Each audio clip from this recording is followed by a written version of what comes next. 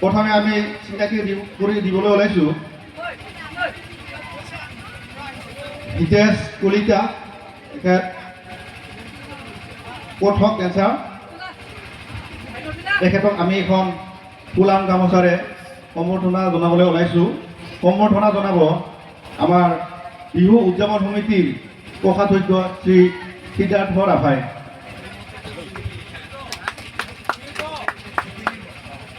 ইয়াৰ লগতে আজিৰ এইখন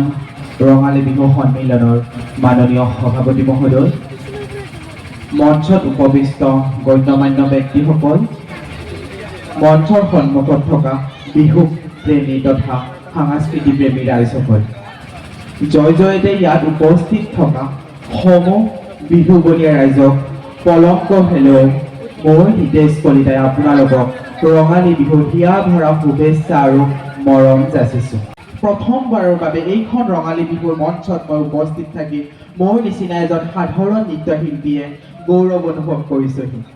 মুঠ 50 নম্বৰৰ আজি বিচাৰ কৰিমহি সেয়েহে সমূহ প্ৰতিযোগীক মোৰ ফালৰ পৰা অশেষ অভিনন্দন জ্ঞাপন কৰিছোঁ যাতে তেওঁলোকৰ সুন্দৰ নৃত্য প্ৰদৰ্শনীৰ জৰিয়তে